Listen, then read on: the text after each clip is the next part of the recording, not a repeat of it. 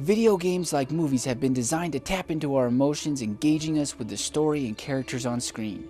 The video game survival horror genre is one that brings out the fear in us and has us leaving on the lights at night. The genre dates as far back as 1982 with the release of Haunted House for the Atari 2600. In Haunted House, you play as a pair of eyeballs searching for 3 pieces of a urn hidden inside the mansion of the recently deceased Zachary Graves. Haunted House is a solid example of a survival horror game in its earliest form. Another good example would be Infernal Runner, released in 1985 for the Commodore 64, in which you have to go through a house avoiding deathly traps and starvation, all while trying to make your escape through Donkey Kong-esque playfields. With such movies as the Texas Chainsaw Massacre and Halloween that shocked the nation when they hit theaters, it was only appropriate to release video game counterparts. Wizard Video Games developed and released the Texas Chainsaw Massacre for the Atari 2600 in 1982.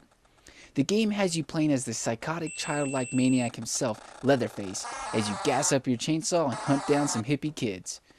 In October of 1983, Wizard Video Games released Halloween for the Atari 2600, where you play as a babysitter going around rescuing children before Michael Myers gets to them. Like the movies before them, both games received a lot of controversy, and most stores refused to carry the games, which hurt sales. 2 other very notorious horror movie series to receive video game adaptations were Nightmare on Elm Street and Friday the 13th. Both games were developed by LJN for the NES.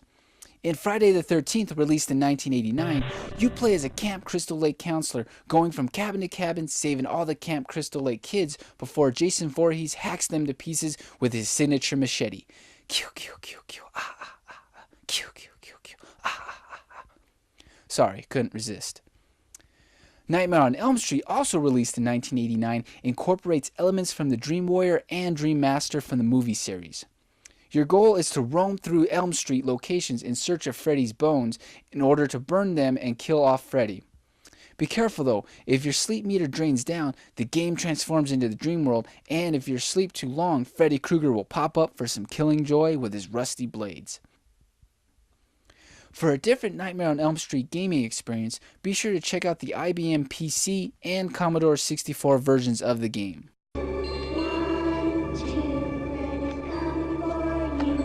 I'd have to say the scariest one for me when I was playing Resident Evil 2 on the Nintendo 64. Going through the police station, walking through the interrogation room, then I walk out and bam, the 2-way mirror breaks and all these zombies come jumping out at you. I just kind of jumped a little bit. One of my scariest video game experiences has got to be one of the moments in Silent Hill when I faced the Pyramid Head guy. Very scary. He probably gave me nightmares for weeks on end. One of my scariest gaming experiences would have to be when I was playing Clock Tower 3 on the PlayStation 2. Throughout the game, you're being chased by this crazy guy with a sledgehammer, and he's going after the female character. Well, not only is your adrenaline and heart pumping, but so is the characters. Throughout the game, you'll feel the controller rumbling, and it just really adds to the intensity. It's really surreal. Now let's shift gears from movie-inspired horror games. In 1988, one game released in the arcades pushed the limits of gore, Splatterhouse by Namco. Donning a cursed hockey mask, you play as Rick Taylor, who must rescue his girlfriend Jennifer from the evil Dr. West, who has her hidden away in West Mansion. Now Rick must battle through a horde of fiendish monsters to save his girl. Splatterhouse contained tons of gore and creepy atmosphere to keep gamers' appetites wet. What is more fun than splattering monster after monster with a 2x4 into a bloody, gooey mess on the walls? Splatterhouse was so violent that once it was ported over to the TurboGrafx 16 in 1990, some content was cut or altered. For example, the gruesome sound effects and blood were toned down. Instead of a meat cleaver like in the arcade, you start out with a 2x4. The church and altar in Stage 4 have been removed completely, and there are some missing opening and ending cutscenes. With the popularity of Splatterhouse on the TurboGrafx 16, this spawned 2 sequels, Splatterhouse 2 in 1992 on the Sega Genesis, which can also be downloaded on the Wii Virtual Console, and Splatterhouse 3 in 1993, which was released exclusively for the Sega Genesis. It is interesting to note that Splatterhouse 3 was one of the first games to receive an MA13 rating by Sega's very own Video Game Rating Council. Also, Splatterhouse fans rejoice when the series returns to the Xbox 360 and PS3 in 2009 from Namco Bandai Games, which is sure to satisfy all your Splatterhouse cravings.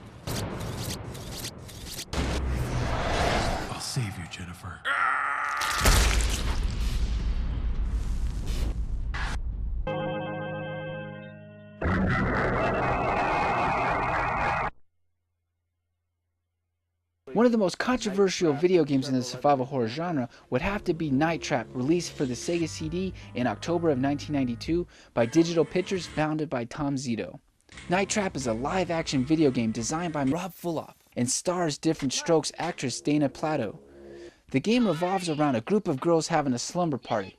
Little do they know, the house they're staying at for the night is being overrun by vampires dressed all in black. Your goal as a member of the Sega Control attack team who is surveilling the house is to set up traps throughout the home and make sure the vampires do not get to the girls. And if you fail, well, the game will make sure to let you know.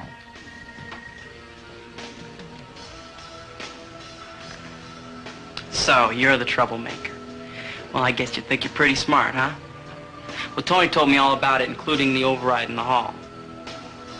So, Tony gets Kelly, I get the controller, and you? No, you get nothing.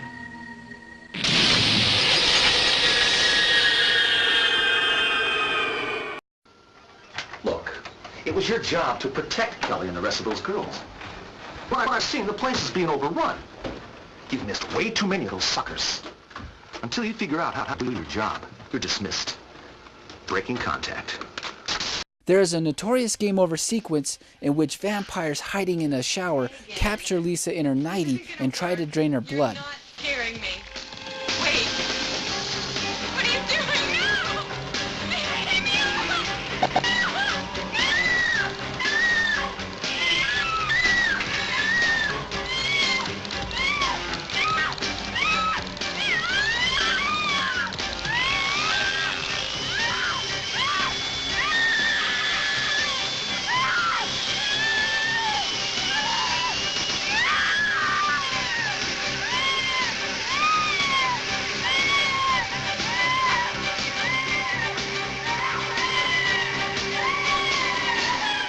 This and other content caused an uproar, so two senators had to make trouble.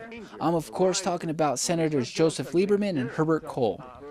At the time, seeing a girl in a nightie in a video game was considered bad in Lieberman and Kohl's eyes, and as a part of the congressional hearing on the matter of violence in video games, which already had Mortal Kombat under the gun, Digital Pictures was forced to pull Night Trap off the shelves.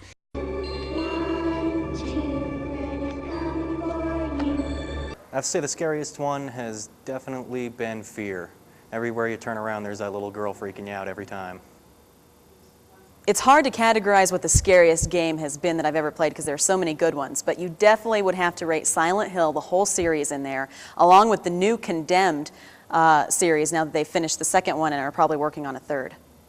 Before Night Trap and Mortal Kombat, there was really no set video game rating board, so with the outlash from Senators Lieberman and Kohl, the Entertainment Software Rating Board was founded in 1994 and has been used as an industry standard to this day to help parents decide which games are appropriate for their children. Other games of the early 90s that have had a huge impact on the survival horror genre include Alone in the Dark, released for the PC and 3DO in 1993, 93 also saw the release of Doom for the PC and the cult classic Zombies Ate My Neighbors for the Super Nintendo and Sega Genesis.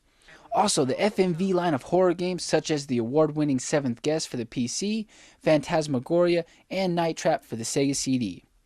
However, it wasn't until 1996 when the genre really went into the spotlight with the release of Resident Evil from Capcom for the Sony PlayStation. Resident Evil, created by Shinji Mikami-san, coined the genre survival horror with its emphasis on surviving terrifying events.